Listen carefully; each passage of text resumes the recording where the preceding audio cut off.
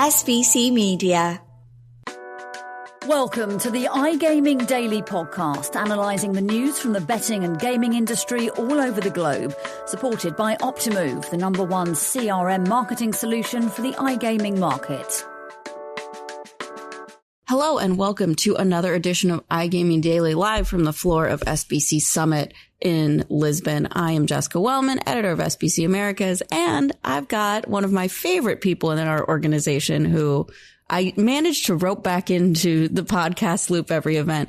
Lucía Mouriño, what is your, I get your title wrong now because I'm just like General Badass Lucía Mouriño, but you have an official title, so I'll leave that to you. Yeah, it's a VP Relationships LatAm. All right. Well, since you are on the relationship side of things, we're going to talk to you a bit about who you've been speaking with this event. Quickly, though, want to shout out our sponsor, Optimove, #1 CRM marketing solution for the iGaming market. You can get your first free month of Optimove. Hey, visit the stand. They're here. Or, well, I guess by the time you hear this, none of us will be here. So Next year. They can come visit next year, yeah. Yeah. Or will they be at SBC Summit LatAm? You can go to Fort Lauderdale and meet them. Yes, please. It's at the end of October, so be there or be square. All right.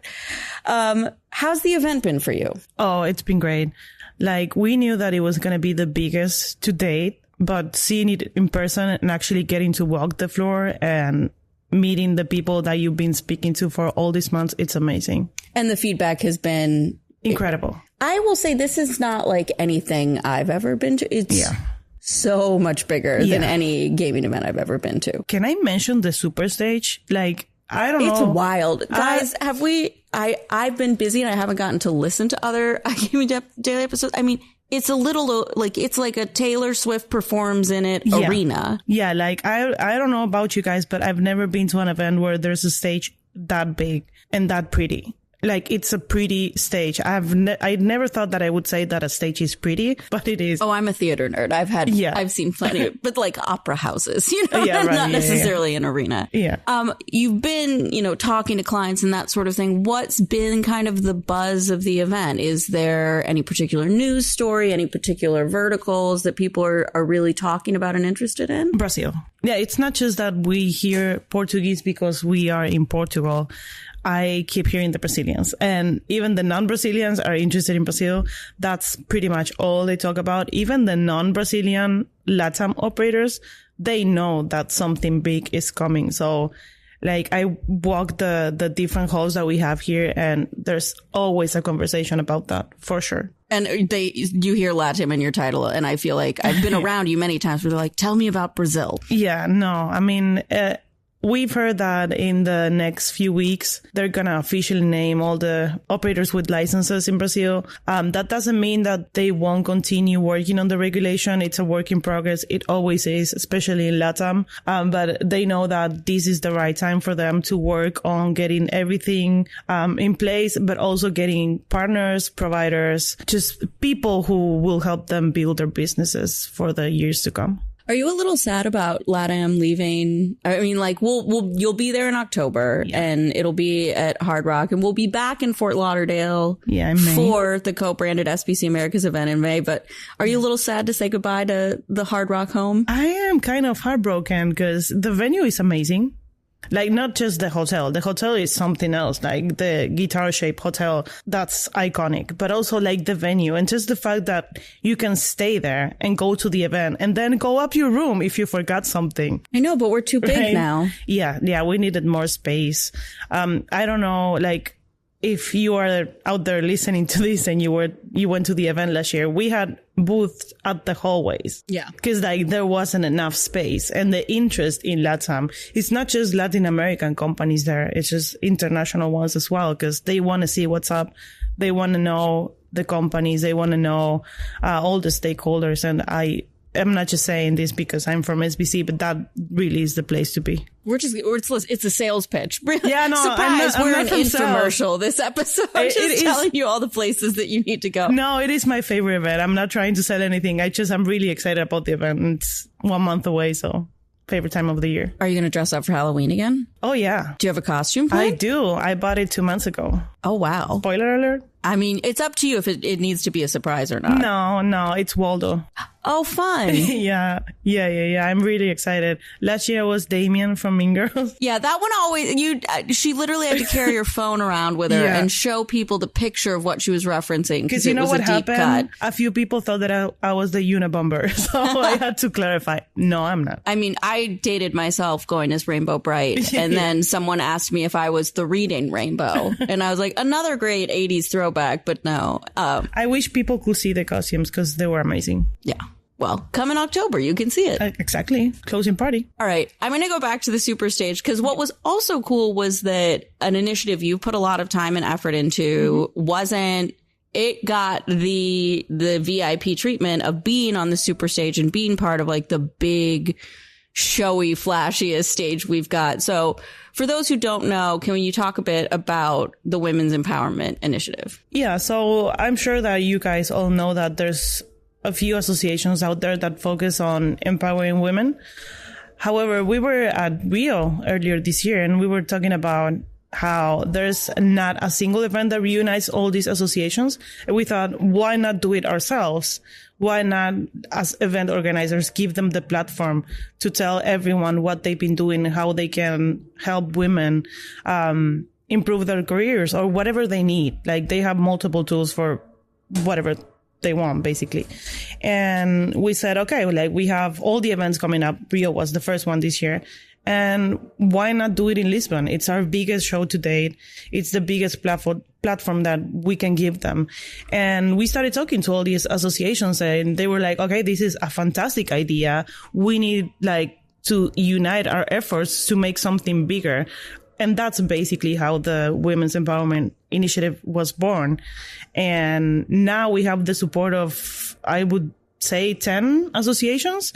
And they just launched one on stage today. So yeah, that's amazing. And we've had breakfast yesterday, courtesy of GGW. Then we had a meetup in the afternoon. We had the panels this morning, and later today we will have a dînatoire. Learned this week what a dînatoire is, by the way. A fantastic word, though. Like I know now that I know it, I'm going to throw dînatoires simply to be able to say it. If I invite people to my house. Our producer is making a face. So for those who don't know, a dînatoire is like light bites. Yeah, but also like standing up. Like you don't just sit down with a plate and people come serve you. You basically get the food that's available there. That sounds like a buffet. It kind of is, but the buffet doesn't sound nearly as fun as dînatoire does. Yeah, right. But like we wanted to give people the opportunity to talk to each other, and whereas where you're sitting down, you just kind of stuck with the people around you, and this way you can just walk around, and do whatever you want. I mean, so going forward, like what will the We initiative look like at SBC events? Is it more breakfasts and that sort of thing? Are there going to be opportunities to get involved outside of events? What's the scope of it all? Yeah, it could be. I mean, we are not limiting anything around this initiative. What we do want to do is, like, Lisbon is our global event, so we want to have everyone here. However, we know that, for example, in 1 month, we have the LatAm event. We have LatAm associations. So we want to give them the opportunity to take over and do whatever is more useful for them and for their members or prospective members, whatever it might be. And then in the following events, because we have regional events, the other associations can take over there. And it's a work in progress, and we are welcoming any comments, opinions, feedback that you might have, so we can make this better for everyone, I guess. Yeah. And for those listening too, I think the point that some of the people were making on stage today was that you don't have to be a woman to be involved. Because I think all of us who are women in gaming kind of know what is holding us back, and it's the larger institutions themselves. So if you don't get men involved and help them understand why there are issues, sometimes it feels like we don't go anywhere. Like, it's nice to connect and everything, but in terms of actually making tangible changes, if you want to be part of it and you aren't a woman, by all means, you're still welcome. Of course. There's some associations that actually were telling me that they have workshops, or they were thinking about having workshops for men, because it takes everyone to change things for the better for everyone. And if we, I mean, it might sound like a cliche, but if we empower women, we are actually empowering everyone.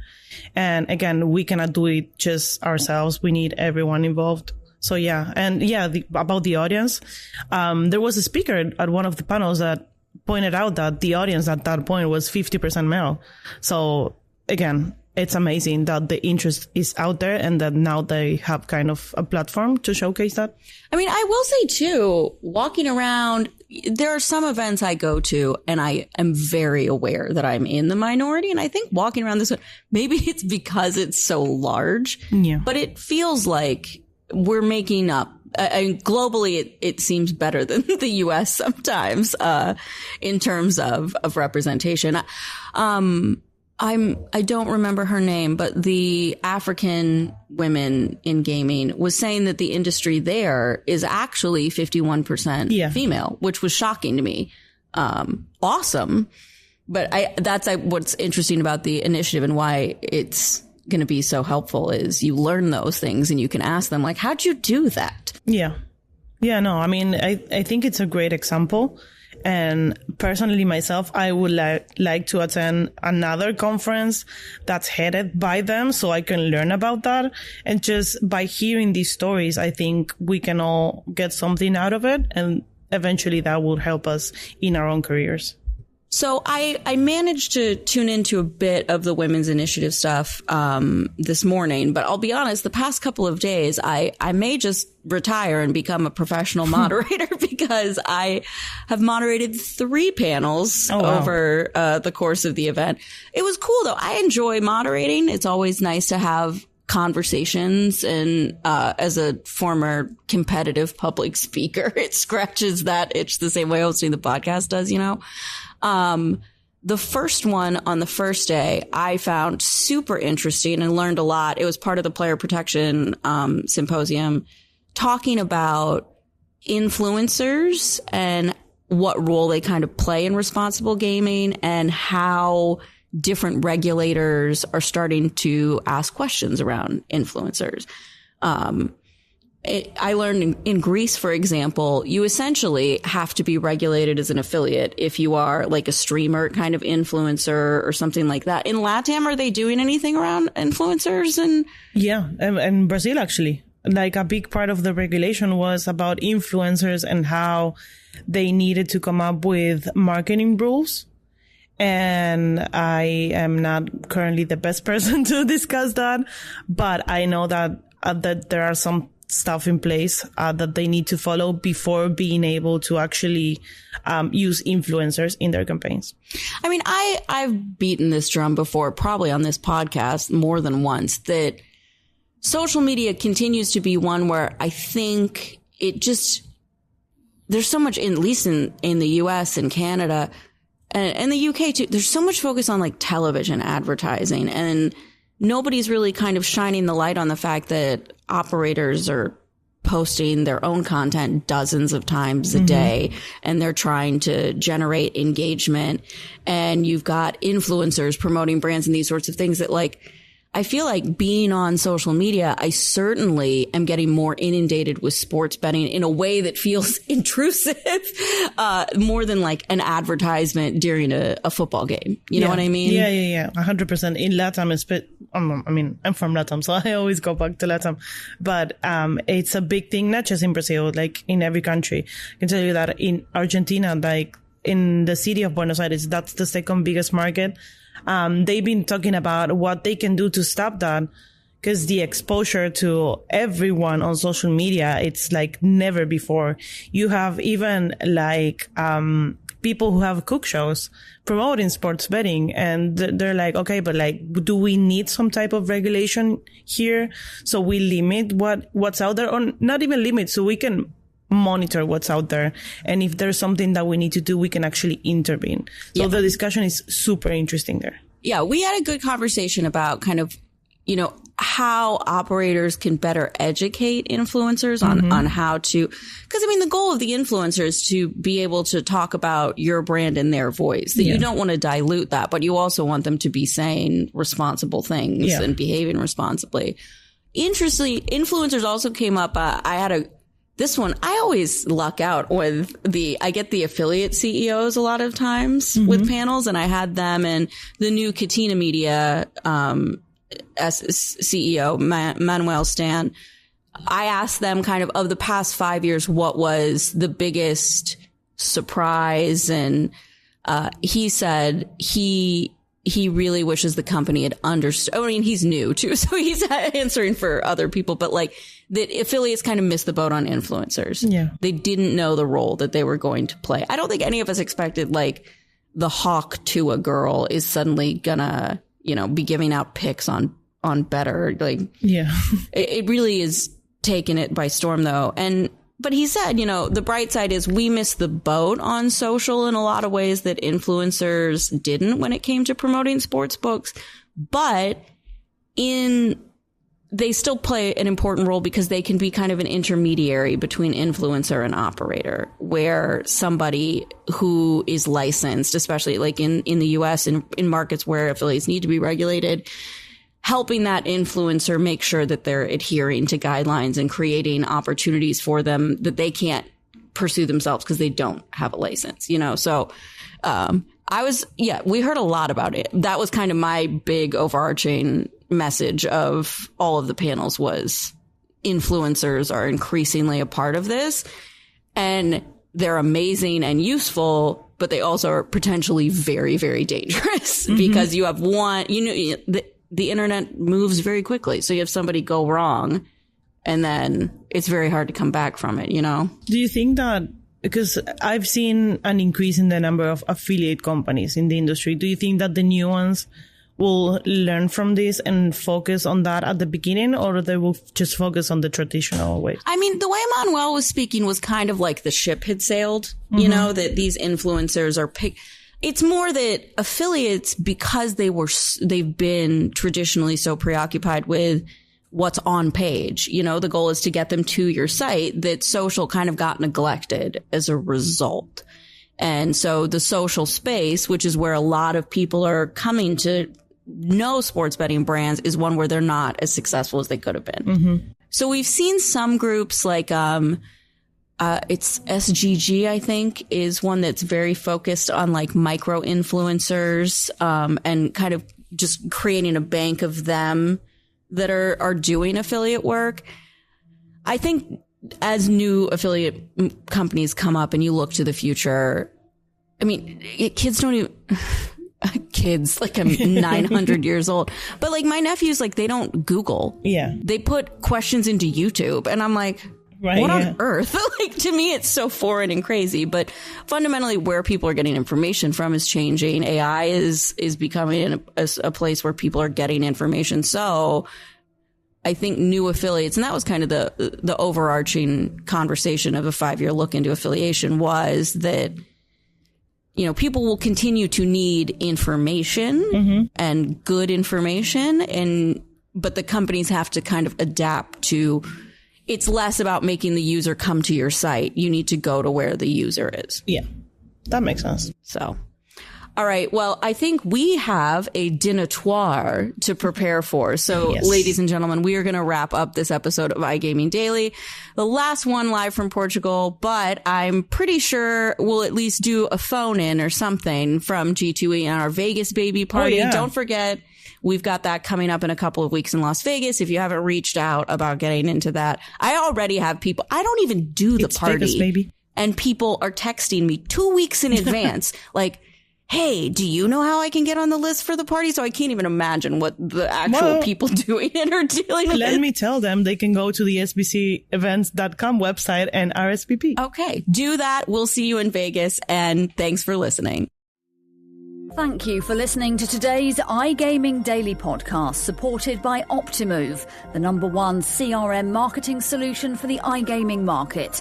If you want to find out more about some of the subjects raised today, feel free to explore any of the sites in the SBC News Network or check out the latest edition of the SBC Leaders magazine. Happy reading.